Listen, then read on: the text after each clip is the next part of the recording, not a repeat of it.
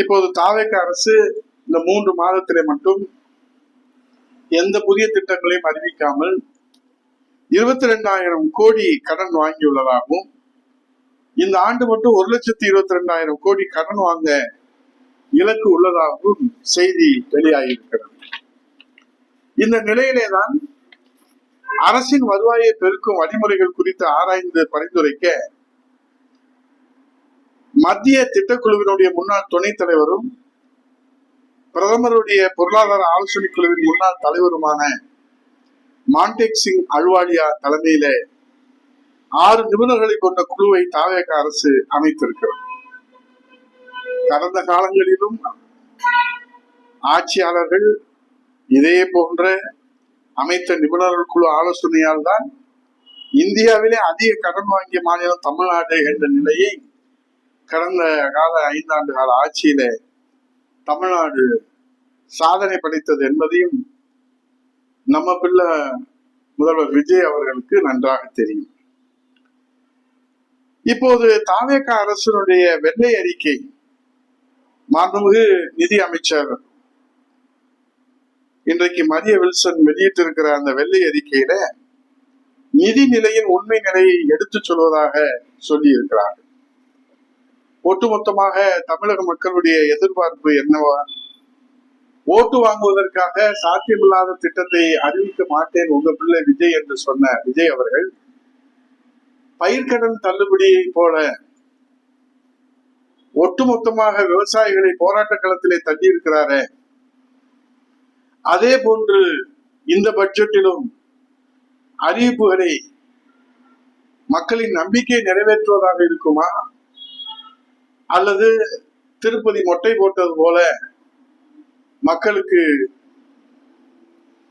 ஏமாற்றத்தை, திருப்தியை, சந்தோஷத்தை, மகிழ்ச்சியை தருவதற்கு பட்ஜெட்டில் என்ன அறிவிப்பு வெளியிட போகிறார் என்று நாட்டு மக்களோடு சேர்ந்து நாமும் எதிர்பார்த்திருக்கிறோம். ஏனென்றால் முதல் கோணல் முற்றுல் கோணல் முதல்வராக பதவியேற்று முதல் கையெழுத்து போட்ட பயிர்க்கடன் தள்ளுபடியே விவசாயிகள் இன்றைக்கு வீதியிலே நிறுத்தி இருக்கிறார் நம்ம முதல்வர் விஜய் அவர்கள். ஆக அவருடைய அறிவிப்புகள் கடனளவை நியாயம் காட்டி, நிபுணர் குழுவை காரணம் காட்டி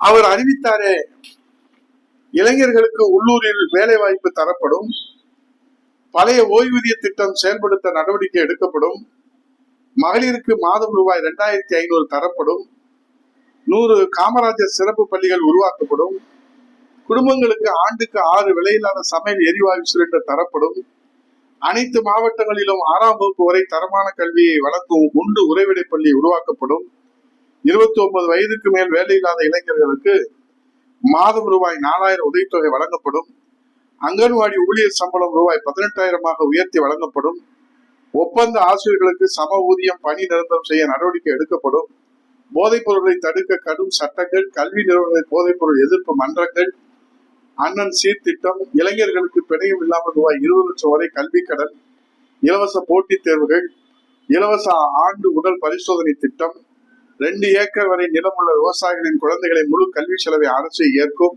5 ஏக்கர் வரை நிலம் வைத்துள்ள விவசாயிகளின் பயிர்க்கடன் முற்றிலும் தள்ளுபடி. இதுலதான் விஜய் வச்சா ட்விஸ்ட். தேர்தலுக்கு முன்பாக 5 ஏக்கர் வரை நிலம் வைத்துள்ள விவசாயிகளின் பயிர்க்கடன் முற்றிலும் தள்ளுபடி என்று சொன்னார். பிறகு 50,000 ரூபாய் என்று நிர்ணயித்தார்கள், பிறகு 75,000 ரூபாய் என்று நிர்ணயித்தார்கள். ஆக விஜய் தாவேக அரசுக்கு ஏன் இந்த தடுமாற்றம்? கொடுத்த வாக்குறுதியைத்தானே இந்த தமிழ்நாடு மக்கள் எதிர்பார்க்கிறார்கள். சொல்வதை செய்வாரா நம்ம முதல்வர் விஜய் அவர்கள்?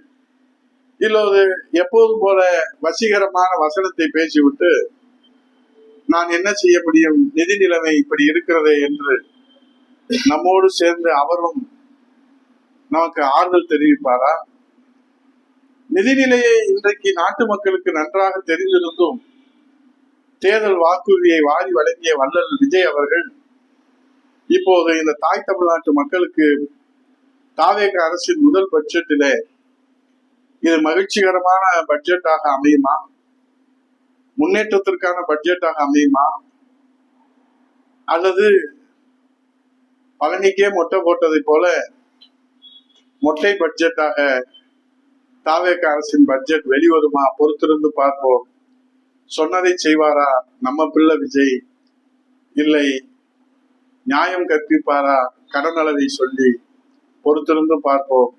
நம்ம பிள்ளை விஜய் சும்மா தூள் கிளப்புவாரு என்று நம்பிக்கொண்டிருக்கிற மக்களுக்கு பட்டை நாமத்தை போடாமல் இருந்தால் சரிதான் என்று சொல்லி பொறுத்திருப்போம். நன்றி, வணக்கம். செய்திகளை உடனுக்குடன் தெரிந்து கொள்ள கீழ்கண்ட கேபிள் மற்றும் டிடிஹெச் நெட்வொர்க்குகளில் எம்நாடு செய்தி தொலைக்காட்சியை காணுங்கள். பாதகம் செய்பவரை கண்டால் நாம் பயம் கொள்ளலாகாது பாப்பா. மோதி மிதித்து விடு பாப்பா, அவர் முகத்தில் உமிழ்ந்து விடு பாப்பா. அண்மை செய்திகளை உடனுக்குடன் தெரிந்து கொள்ள இணைந்திருங்கள் எம்நாடு தொலைக்காட்சியுடன்.